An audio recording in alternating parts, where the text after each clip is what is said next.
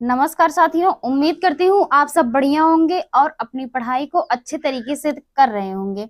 तो जैसा कि इसके पहले हमने विराम चिन्ह के अंतर्गत 15 क्वेश्चन को कर लिया था। अब इसके आगे हम 16 नंबर क्वेश्चन से अपना देखेंगे और देखते हैं। चलिए आइए शुरू करते हैं। हमारा 16 नंबर क्वेश्चन क्या है? तो हमारा जो 16 नंबर क्वेश्चन है वो है हिंदी में।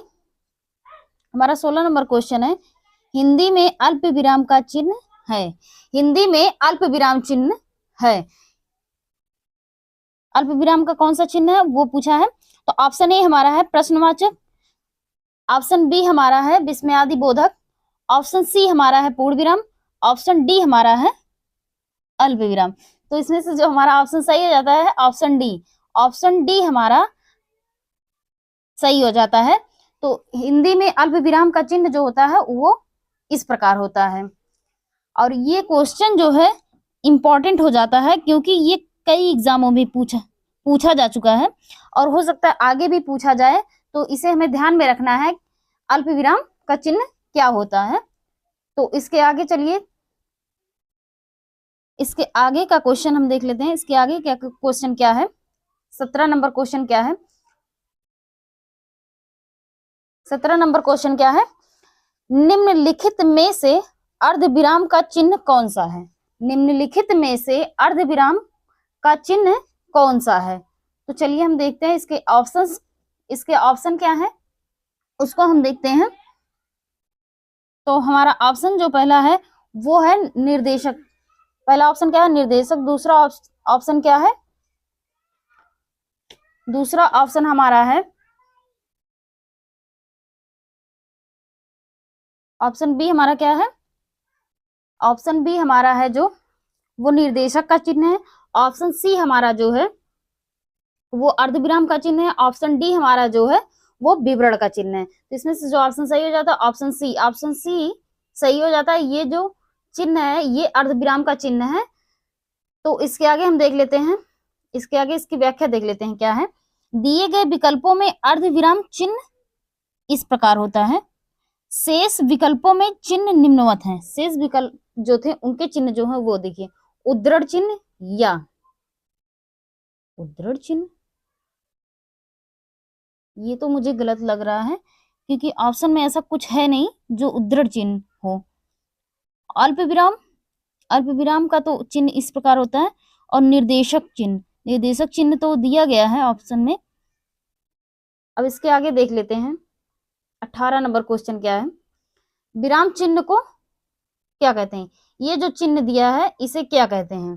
पहला है अल्प विराम, दूसरा ऑप्शन है अर्धविराम, तीसरा ऑप्शन है योजक चिन्ह और चौथा ऑप्शन है उपर्युक्त में से एक से अधिक। और ऑप्शन ई इसमें जो है उपर्युक्त में से कोई नहीं। इसमें 5 ऑप्शन दिए गए हैं। इसमें जो सही हो जाता है वो ऑप्शन बी हमारा। ये किसका चिन्ह है? ये जो किसका चिन्ह होता है? ये हमारा अर्धविराम का चिन्ह होता है। ये जो चिन्ह दिया गया है ये हमारा अर्धविराम का चिन्ह है। तो ऑप्शन बी हमारा सही हो जाता है। अब इसके आगे चलिए इसकी व्याख्या देख लेते हैं। इसकी व्याख्या क्या है?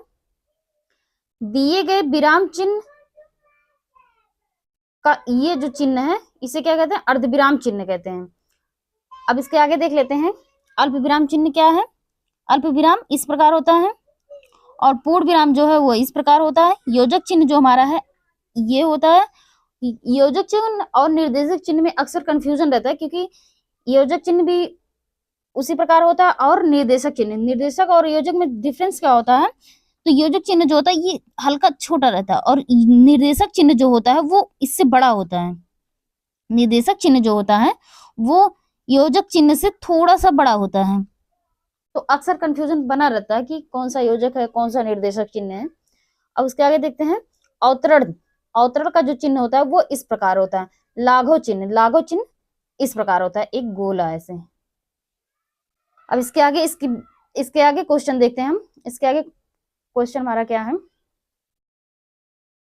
इसके आगे जो हमारा क्वेश्चन है 19 नंबर क्वेश्चन, वाक्यांश के बीच में क्या है? वाक्यांश के बीच में विराम चिन्हों को पहचाने। आम को अच्छा फल माना गया है। उसके बाद ये चिन्ह दिया गया है। उसके बाद है किंतु श्रीनगर में और भी तरह के आम मिलते हैं। तो इस क्वेश्चन में ये जो चिन्ह दिया गया है, ये चिन्ह हमारा यही पूछ रहा है कि ये कौन सा चिन्ह लगा हुआ है इस वाक्य में। तो पहला ऑप्शन हमारा है विस्मयादि बोधक, दूसरा ऑप्शन है हंस पद चिन्ह, और तीसरा ऑप्शन है लोभ सूचक चिन्ह, और ऑप्शन जो चौथा है वो अर्धविराम चिन्ह। तो जो हमारा ऑप्शन सही हो जाता है वो ऑप्शन डी, ऑप्शन डी हमारा सही हो जाता है। ये अर्धविराम का चिन्ह है। ये जो हमारा है ये अर्धविराम का चिन्ह है। ये चिन्ह जो अर्धविराम का चिन्ह है। और हंस पद क्या होता है?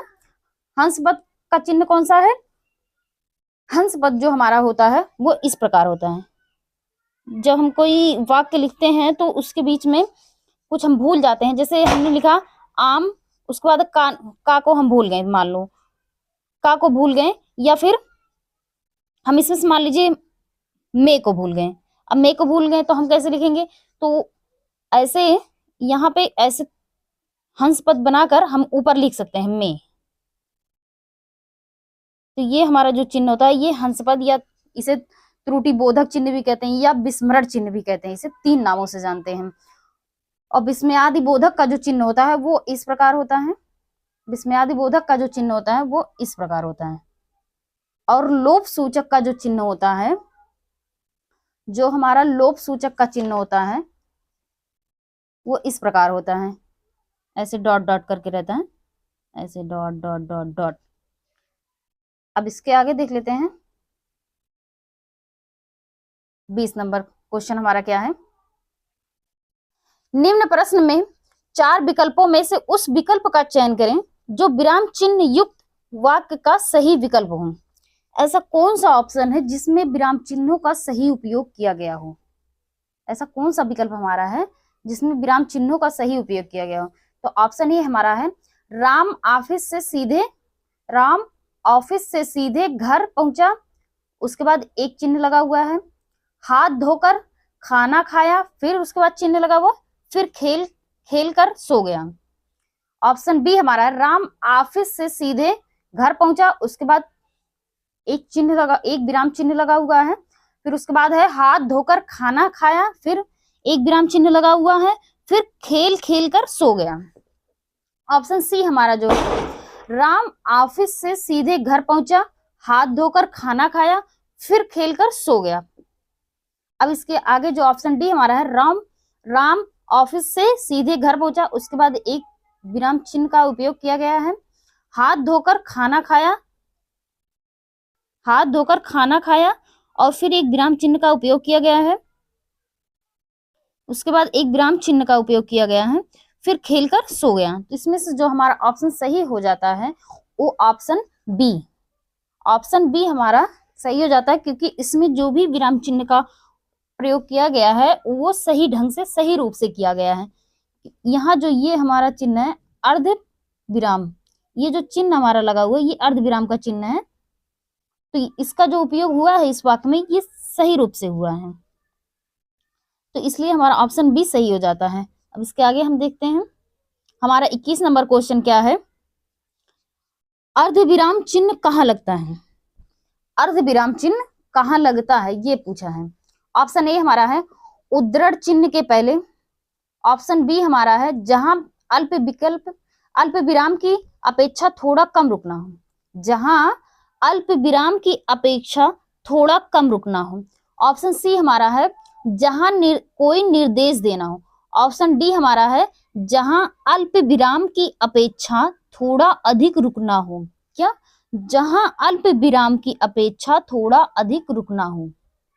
जब हम कोई वाक्य लिखते हैं तो जहां हमें थोड़ा कम ठहराव की जरूरत होती है वहां हम अल्प विराम का चिन्ह लगाते हैं। तो अल्प विराम का चिन्ह कहाँ लगता है? जहां अल्प विराम की अपेक्षा थोड़ा अधिक रुकना हो। तो इसलिए हमारा ऑप्शन डी सही हो जाता है। अब इसके आगे हम देखते हैं, इसकी व्याख्या देख लेते हैं हम। अर्धविराम को इस चिन्ह द्वारा प्रदर्शित किया जाता है। अर्धविराम का अर्थ है बीच में हल्का सा विराम लेना हो। अर्धविराम का अर्थ क्या होता है?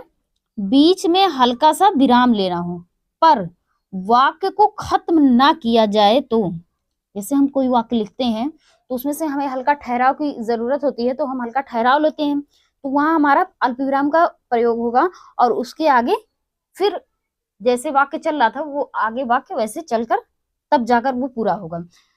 तो इसके आगे क्या है, वहां पर अर्धविराम चिन्ह का प्रयोग किया जाता है। प्रश्नानुसार अर्धविराम चिन्ह का प्रयोग जहां अल्प विराम की अपेक्षा थोड़ा अधिक रुकना हो वहां लगाया जाता है। अब इसके आगे हम देख लेते हैं 22 नंबर हमारा क्वेश्चन क्या है। ये भी इंपॉर्टेंट हो जाता है क्योंकि ये भी कई एग्जामों में पूछा गया है, तो इसको हम ध्यान में रखेंगे। कोष्ठक में दिए गए विराम चिन्ह का नाम क्या है? ये जो हमारा चिन्ह है इसका नाम पूछा है, इस चिन्ह का नाम पूछा है, इस चिन्ह का क्या नाम है? तो पहला है उद्धरण चिन्ह और दूसरा है अल्प विराम और तीसरा है निर्देशन चिन्ह और चौथा है अर्धविराम। तो ये जो हमारा ऑप्शन सही हो जाता है इसमें ऑप्शन डी, ऑप्शन डी हमारा सही हो जाता है। इस चिन्ह को क्या कहते हैं हम? अर्धविराम। इस चिन्ह को क्या कहा जाता है? अर्धविराम। अर्धविराम इस चिन्ह को कहा जाता है। अब इसके आगे हम देख लेते हैं इसकी व्याख्या। जो अन्य विकल्प दिए गए थे उनके चिन्ह को देख लेते हैं हम।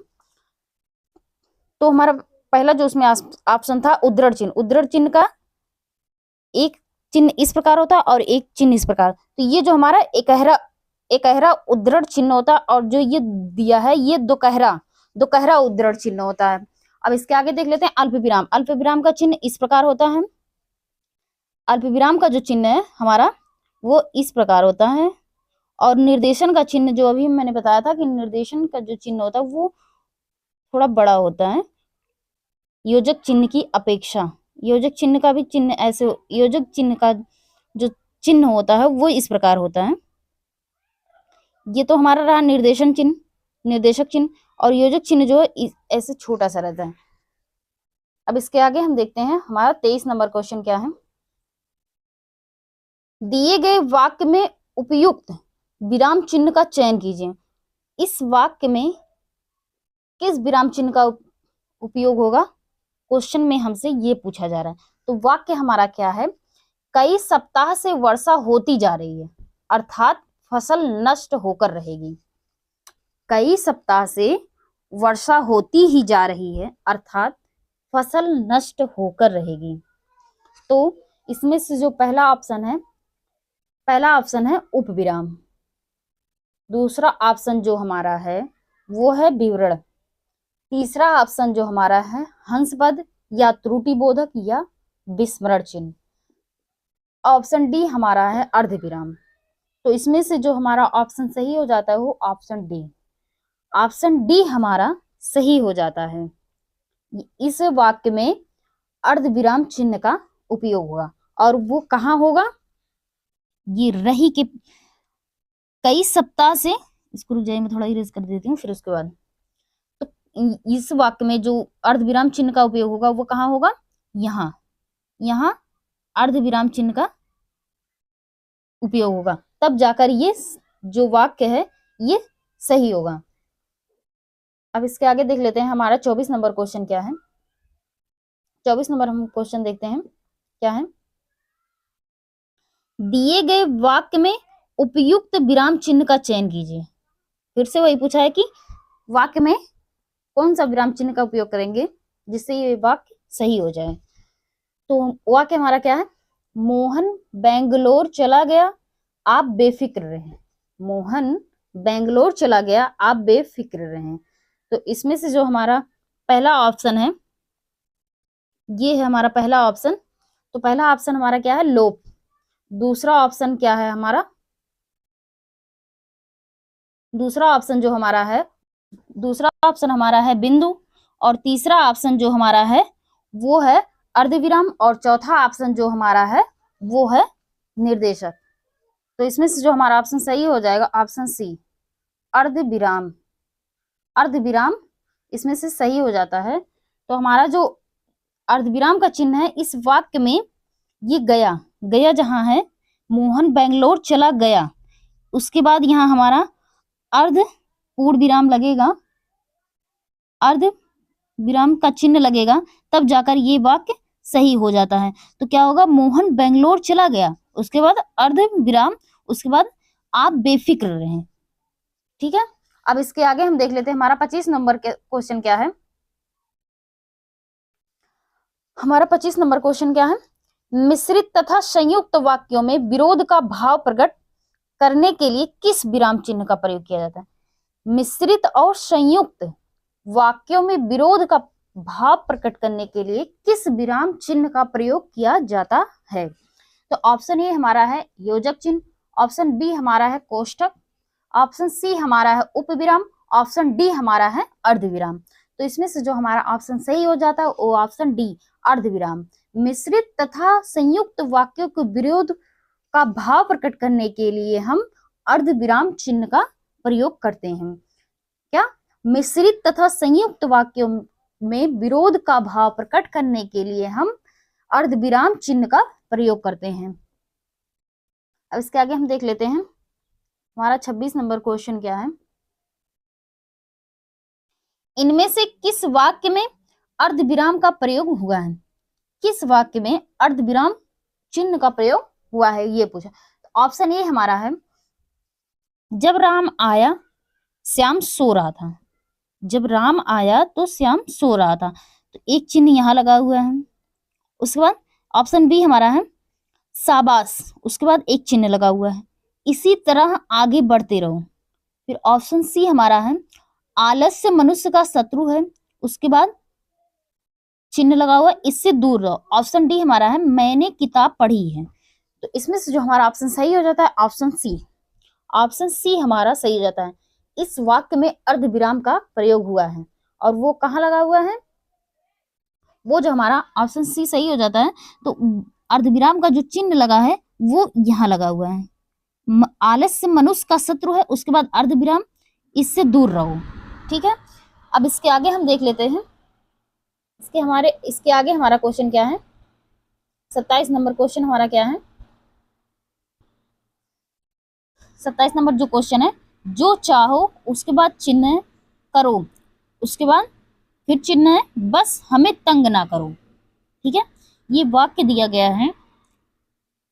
तो जो ये रिक्त स्थान है, ये रिक्त स्थान है, वाक्य के बीच में रिक्त स्थान में कौन सा विराम चिन्ह आएगा।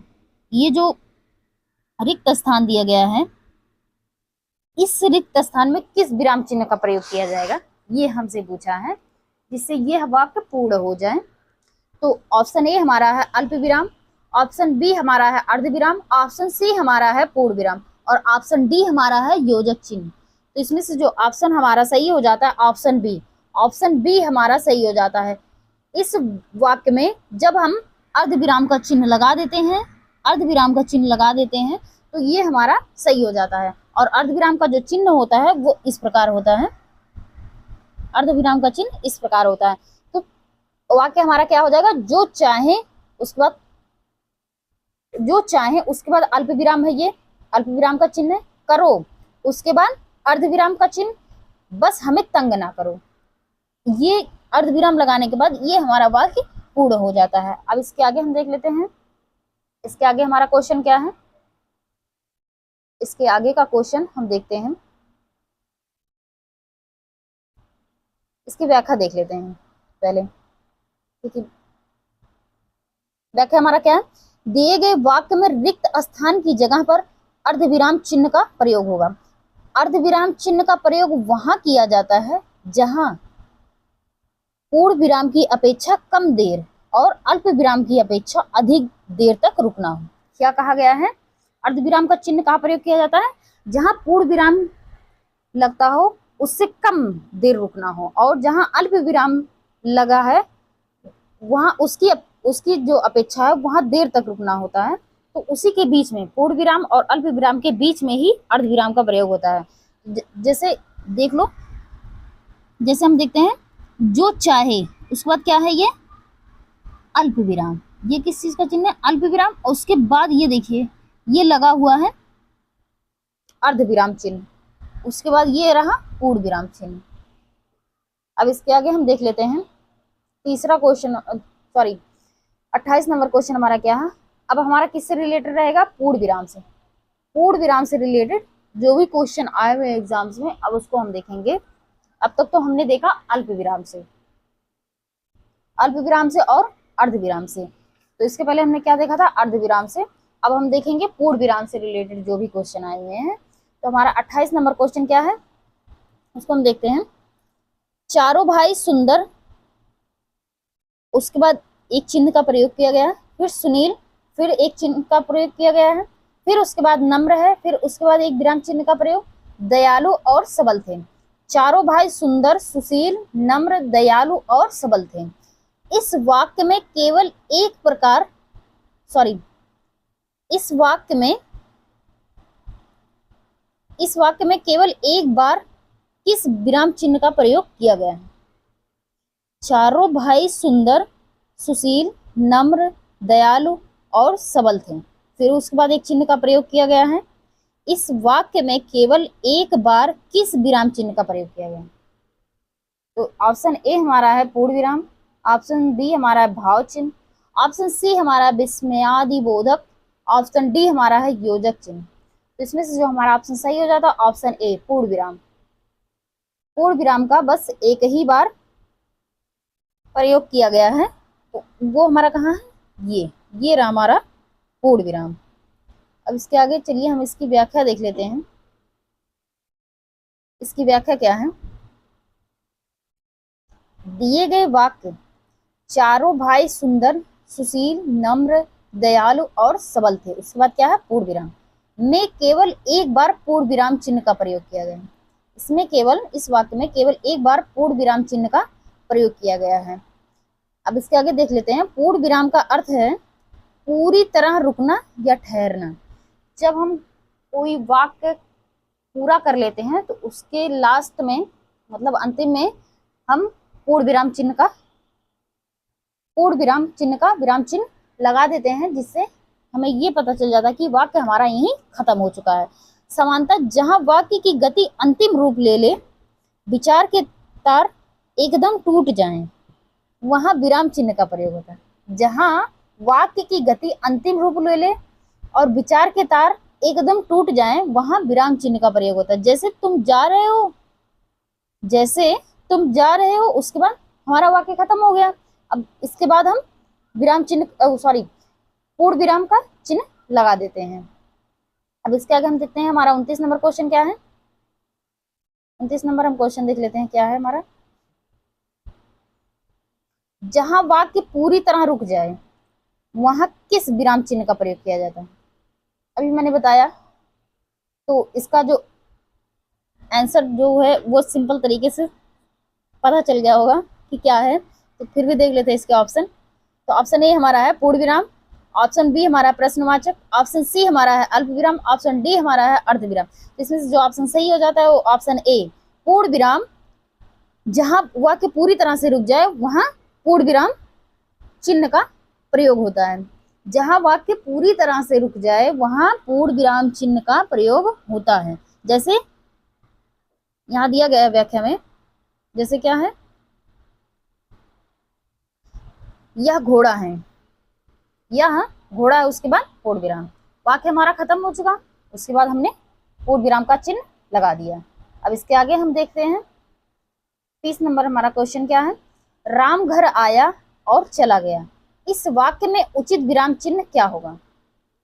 राम आया और चला गया, तो इस वाक्य में हम किस विराम चिन्ह का प्रयोग करेंगे जिससे ये वाक्य हमारा सही हो जाए। तो ऑप्शन ए हमारा है पूर्ण विराम, ऑप्शन बी हमारा है अर्ध विराम, ऑप्शन सी हमारा है उप विराम, ऑप्शन डी हमारा है अल्प विराम। तो इसमें से जो ऑप्शन ए हमारा जो सही हो जाता है, ऑप्शन ए हमारा पूर्ण विराम सही हो जाता है। राम घर आया और चला गया, तो यहाँ हमारा क्या हो जाएगा पूर्ण विराम।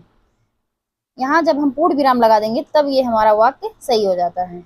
यहाँ जब हम पूर्ण विराम लगा देते हैं तो वाक्य हमारा सही हो जाता है। राम घर आया और चला गया। अब इसकी व्याख्या देख लेते हैं। इसकी व्याख्या क्या है, राम आया और चला गया, पूर्ण विराम। वाक्य में पूर्ण विराम उचित होगा। पूर्ण विराम क्या है, उसे क्या कहते हैं, उसका अर्थ क्या है, शाब्दिक अर्थ क्या है, पूर्ण विराम मतलब रुकना, ठहरना। वाक्य को समाप्त करने के लिए जिस चिन्ह का प्रयोग किया जाता है उसे पूर्ण विराम कहते हैं। क्या? वाक्य को समाप्त करने के लिए जिस चिन्ह का प्रयोग किया जाता है उसे क्या कहते हैं? पूर्ण विराम।